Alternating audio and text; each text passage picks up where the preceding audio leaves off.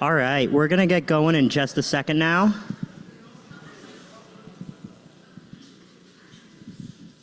Wonderful. Well, welcome everyone to the talk on beaver management plans and local entities. We are excited to have Mike Callahan here to chat about his experience. So many of you might know Mike, but since 1999, he has been working to promote coexistence with beavers. This started as a volunteer and then through his Massachusetts business, Beaver Solutions, LLC. Over his career, he has non-lethally resolved over 2,000 beaver-related flooding conflicts using flow devices or water control devices. These devices allow landowners to resolve conflicts while allowing beavers to remain on the landscape. Then in 2017, Mike founded the Beaver Institute, which is part of the reason we're here, as well as the Beaver Core training program, which provides people with experience and expertise on installing these pond leveler and other non-lethal management. He and Beaver Institute staff train beaver management professionals and support the beaver coexistence efforts through the nonprofit's many partnerships. Mike is now semi-retired, but he remains committed to supporting these programs and enjoys his quiet time spent in nature, reading spiritual pursuits, and spending time with family and friends. So let's all give a big round of applause for Mike Callahan. Thank you, Jonah. Yeah, hello, everyone. It really is a pleasure and honor to be here, and I'm looking forward to sharing what I can and hopefully help everybody understand beaver management plans and their value. As Jonah mentioned, my beaver career goes back 27 years. I never thought it would take over my life, but it did, and I'm very grateful and blessed for it. And so it's based on that experience that I'll share today my experience with the beaver management plans. So we'll start off with, just what is a beaver management plan, what's its goals, give some examples of existing ones, because there are actually quite a few of them out there, and then get into more details about what's in it and how to create it. And there should be plenty of time where we'll have questions and a discussion after that. So what is a beaver management plan? Well, it's basically a strategic roadmap, and it's for town or other organizations to implement the best beaver management practices to resolve problems. And most of my work with beavers has been, installing devices and resolving conflicts. But when I get a call from typically a town or some other organization requesting a beaver management plan, I actually get very excited because it means that they have multiple beaver issues and they're looking for, a smart way to approach them.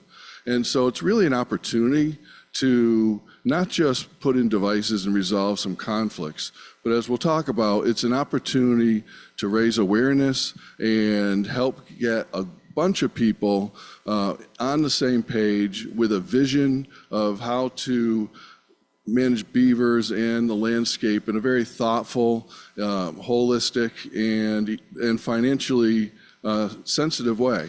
And so seizing that as an opportunity to really expand, what we're doing rather than just dealing with individual conflicts.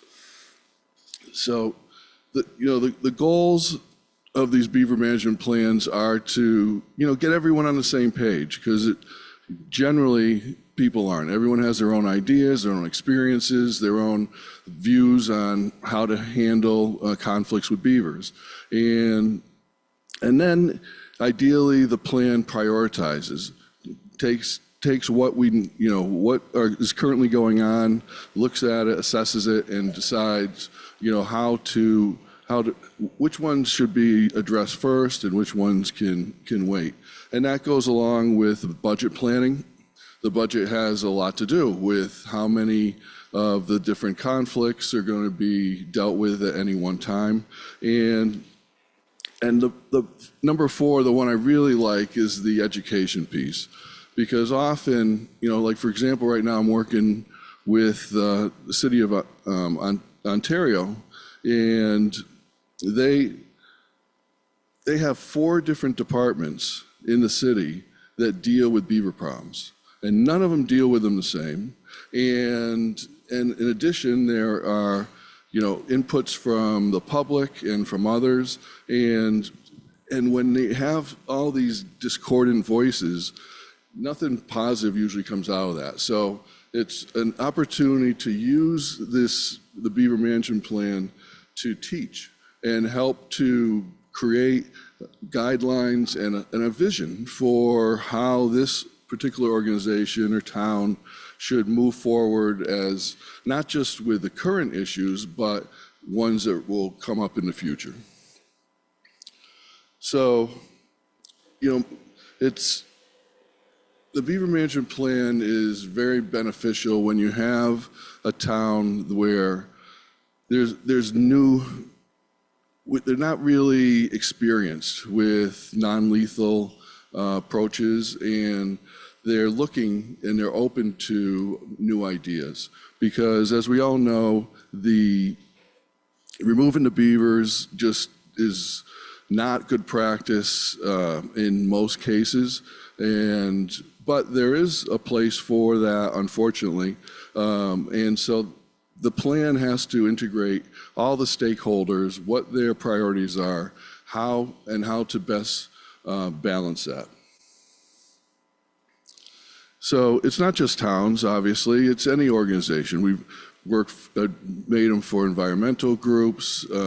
Lake associations are particularly a beneficial one because nobody agrees in a lake association. And so getting everyone, all the inputs and coming up with a consensus can really help move the needle, make things move forward.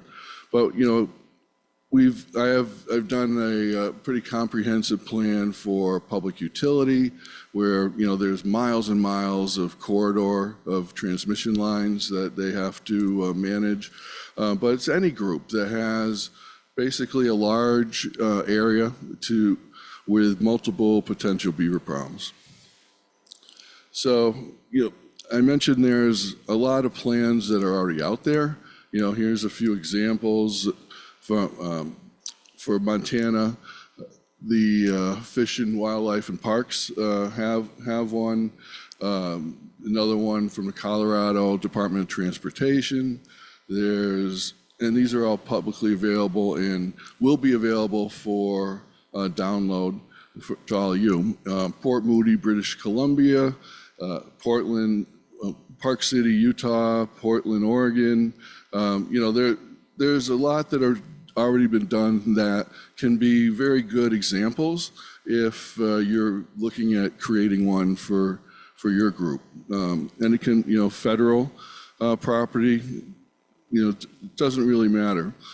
We also have a template that I use with my company Beaver Solutions in Massachusetts that has the different topics and categories that really aims to raise awareness about the value of beavers and the different approaches to managing beavers. And that's also can be downloaded, and feel free to reference it and use it as needed. So the ones I just mentioned, but we also have about 20 of them that are in PDF form that can be downloaded, I believe, through the Hoover app. We're also going to, thank you, Rachel.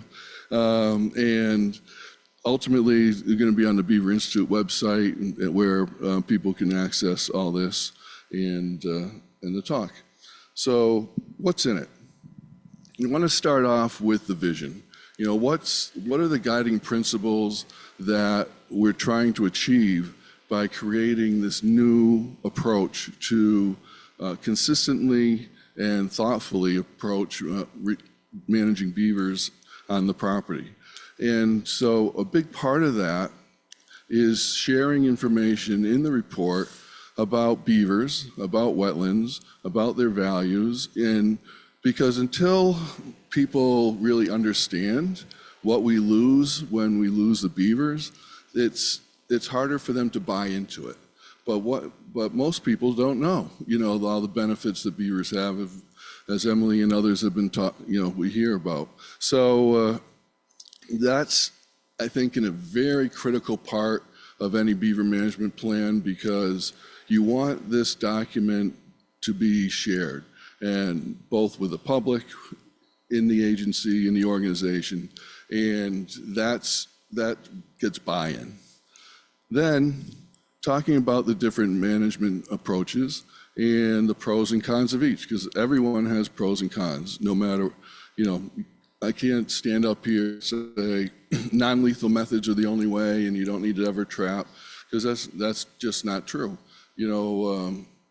In my experience, 3 out of 4 times we can do something and keep the beavers there and resolve the conflict, but once in a while, 1 out of 4, unfortunately, due to what we've done with the landscape, it may not be possible to have beavers and people. So talking about that, the pros and cons, and then to make this really effect change, it's important to assess the current beaver issues under their jurisdiction, and assess what's the issue, and then come up with plans for each of those sites, and ultimately prioritizing them. And finally, it's generally a good idea to put in some language about what the permitting requirements are for the different management approaches in that region. So with that, you have kind of a comprehensive approach to lead people that will hopefully create consistency. So, a sample of a vision statement in one of these plans could be to manage beavers in town or wherever the client is in the most cost-effective, long-term, humane, and ecologically sustainable manner possible. Broad, but it gives kind of a framework for everything that follows for what we're trying to accomplish. After that, going through really the steps when there is a beaver conflict about how to approach them can be helpful, because I've seen good examples in some of these BMPs that I listed of flowcharts, and that's a nice way to do it, in addition to text or lists. But in general, we want the prevailing #1 option is to be, let the beavers be, leave them alone, let them do what they do, and adjust to that. Now that's not always possible. So if that's not possible, are there modifications we can do to the habitat, or moving a trail, or something very minor that would help to resolve, create that balance that we're looking for. If that's not going to be enough, then moving on to breaching the beaver dam, relieving the flooding, wrapping trees, doing those type of things that will help to immediately resolve the problem. But as we all know, breaching a beaver dam is a temporary solution. Beavers are going to rebuild it, so that probably is not going to be something that would be sustainable over a long time. Then installing a water control device. If flooding is the issue, as we talked about in our workshop yesterday, there's a variety of different very effective devices that can be used. Pipes through beaver dams, fencing on road culverts or man-made drains, combinations of pipes and fencing. So that can be the next step of installing that to hopefully resolve the problem. As I said, there's not 100% success with the devices. So if if it's a site where the device failed, which doesn't happen often, but it can, or it's just a site that the beaver professional feels isn't appropriate and for even trying to install a device, then the beavers have to be removed. Obviously, if it's legal, we want to have them relocated. Out east, where I am, it's illegal for a variety of reasons, and any beaver that are trapped or have to be euthanized. So that's, trapping is always a last resort for us. And I think the beaver management plan really should echo that, because we want to keep this animal around as best we can. So having those principles and kind of a stepwise approach really can help guide staff in the organization to say, okay, this is how we should be proceeding. We're not going to jump right to get rid of the beavers or tear out the dam. Have we looked at these less invasive maneuvers and worked through this whole flow chart? So to create the beaver management plan, I find this is critical. When you're dealing with an organization, there's a lot of voices, and it doesn't work well if everybody, if a lot of different people are coming to me with their information. It works much better if the organization selects a point person. That point person is responsible for gathering the information, and then there's more buy-in too, because you have a specific person that's involved and responsible for the beaver management plan. So I always recommend, I always recommend that that point person contact all the different departments or staff that is responsible for their area and come up with a list. How many, where are the beaver problems, and ideally how much of a priority each one is. Is it once a year they have to deal with it? Are they going out there every day? And just getting a sense for that. And then in addition to the point person, the other critical piece is that they bring in a professional who has experience with managing beaver problems. There's a lot of environmental experts out there with expertise in many, many things, but unless it's devices can do and just where they should be used and when they shouldn't be used, the plan isn't going to be worth the paper or electrons it's printed on. It really has to be someone who's knowledgeable, who can guide that process. With the Beaver Institute, we're training people, and on our website, there's a whole list of trained people who are capable of doing that. And so, I strongly recommend that, because we want a beaver management plan to make sense and for it to work and for people to buy in, and to have someone who's knowledgeable and experienced giving that professional advice is critical.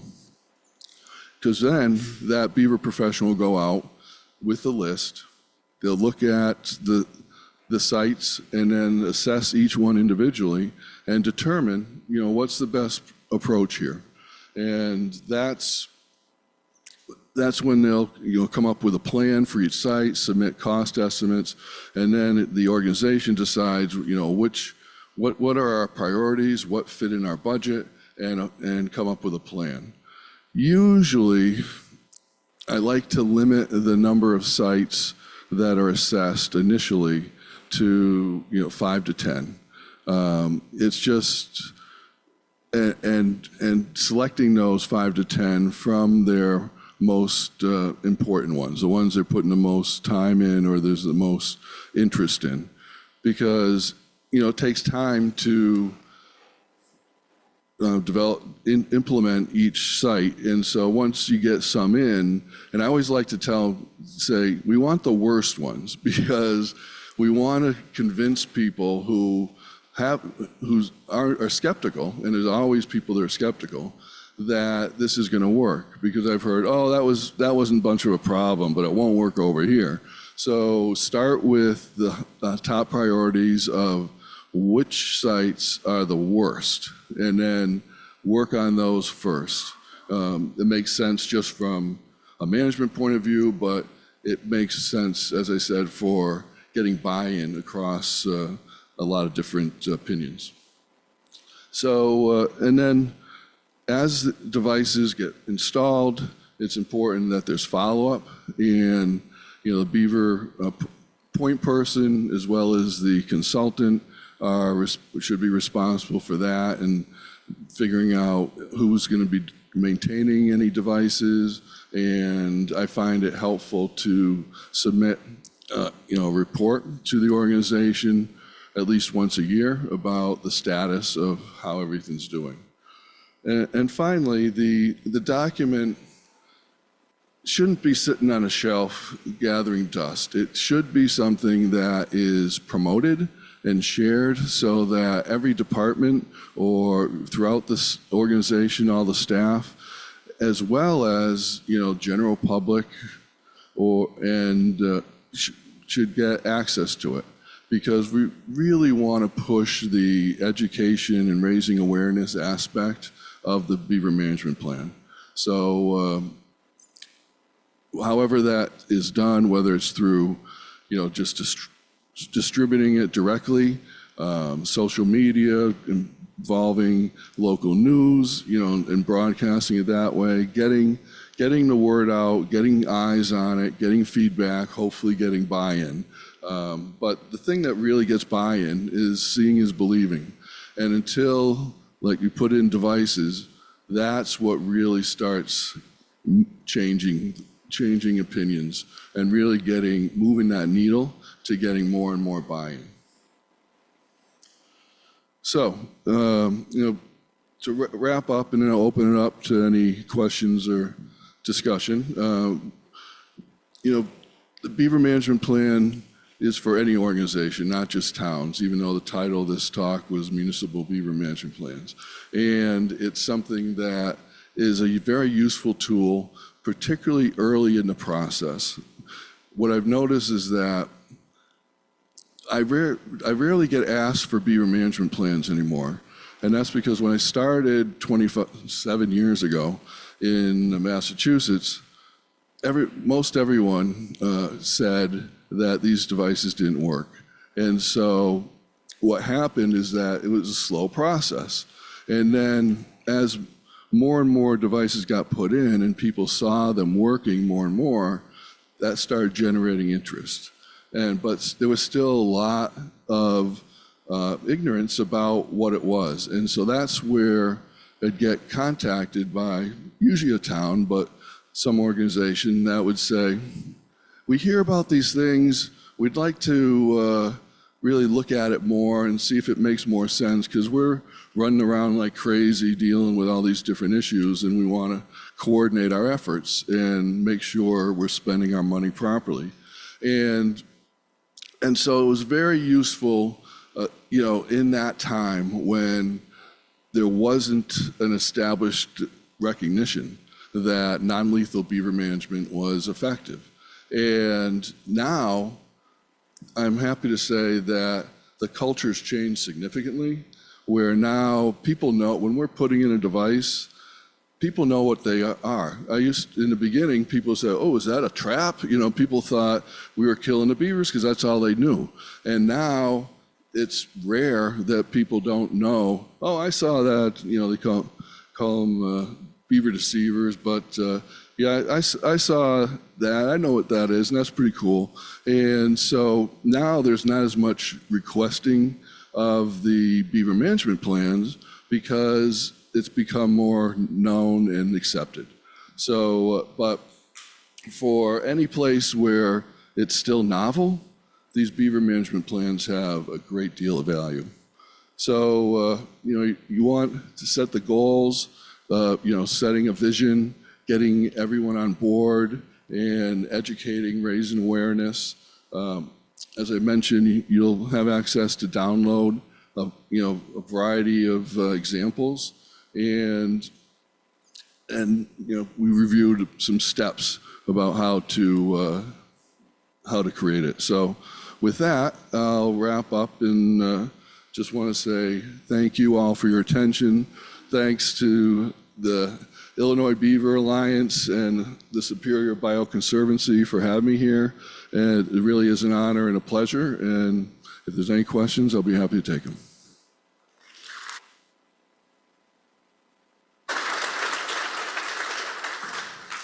All right, wonderful. We have about time for 5 minutes of questions. I'm going to start with the ones on the WOVA app.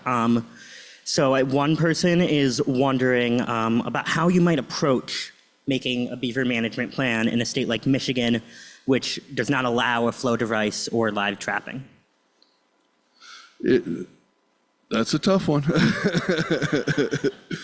Yeah, if it's not allowed, obviously, then that's the first step, is before you can really have a plan, you need to make it legal. And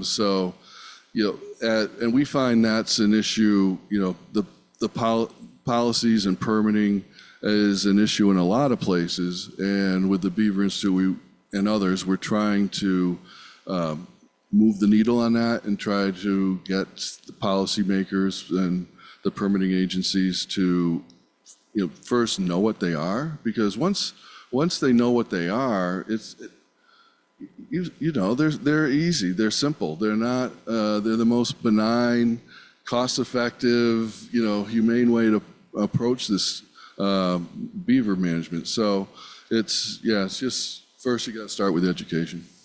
Wonderful. And then someone else is wondering about the different categories of waterways you might put in a beaver management plan. The different categories of waterways? Yes. Well, I haven't done that. Obviously every region's different, so it's important to, be sensitive to what the prevailing approach to waterways is. I mean, beavers typically are damming up smaller waterways, not large rivers or streams. And so while each site's different, that's really a site-by-site decision where the beaver expert would assess and recommend. Wonderful. And then someone is wondering about what a decision tree would look like on how to resolve a conflict. Are those visible on the plans? In the PDFs there are a variety of different decision trees in there as examples that they can download and look at. And then have you managed beaver dams, or rather beaver conflicts in agricultural context specifically, and how does that differ to sort of these infrastructure conflicts? Yeah, it differs. The issues are a little different. First, I'll say that in an agricultural setting, it tends to be more challenging than an infrastructure. I mean, man-made drainage structures are almost always something we can protect. The issue with ag land often is the drainage canals, man-made uniform channels. And learned that the hard way. You put a pipe through a beaver dam, and then it's just as easy for them to build a dam right behind the pipe. You extend the pipe, and they build another one, you extend it, and it can go on forever. So that's one issue. Another issue is, beavers need water depth to survive the winter. And so allowing a pond in, 3 feet of depth is typically minimum depth necessary for them to survive winters where there's a lot of ice.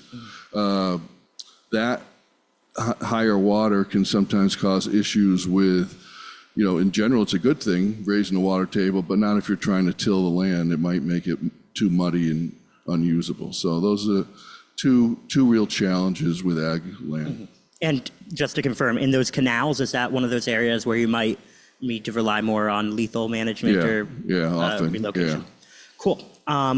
One other person is wondering if you find that towns have knowledge about where their beavers are, where the conflicts are, especially if it's connected with outside their political boundaries. Yeah, if it's outside, they know. That's why they called, right? Yeah. Because they're dealing with beaver problems, and people are either calling or staff are saying, we got to do something about this. We're going out there repeatedly. Yeah. So start getting that collection of sites that are known. And, that's the nice thing about the Beaver Management Plan. It's not a static thing. It should be a dynamic thing where things can be added to it and still follow the same steps.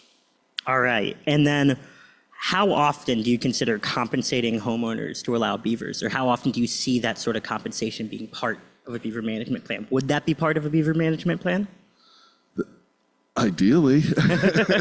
Yeah, I've been wanting that for, since the beginning that, the water is a public resource, right? And landowners are often resistant, particularly agricultural, because they're losing money if their property is flooded. Where I am, it's more an issue of I'm getting taxed on this land and now I can't use it, right? So in an ideal world, our society, and this will come as we hopefully continue to raise awareness, will value that and subsidize, tax breaks or whatever that would help incentivize. Wonderful. And then one last question, which is about beaver management plans and incorporating in other climate resiliency strategies, such as landscaping or green infrastructure, to prevent future beaver dam conflicts. Is that something that occurs? Is that something to look into? As far as being proactive? About being proactive and about combining solving beaver problems with solving other problems. Yeah. Whenever we can, we want to obviously be proactive. And when beavers are fairly predictable as far as where they will want to dam. So it's not that difficult to be proactive. What is difficult, though, is the will to be proactive, because us humans are so short-sighted usually that we will address a problem, but it's hard to find the money to prevent problems. We see that in healthcare, all aspects of human life. So, ideally we do. But in the plan, it should say that we want to be proactive and identify potential risks. And typically road culverts, any road culvert near where a beaver is living is at risk. So it's always good to try to get ahead of that if possible. Wonderful. Well, I think we're just one last question, if you can be loud. Oh, no more questions? Okay, I think if you still have questions, I'm sure you could chat with Mike afterwards. Happy to answer any later. And then we can go from there. So one big round of applause. I like that. Beaver partner, wonderful. Yeah. All right, big round of applause for Mike. The only downside. Sorry.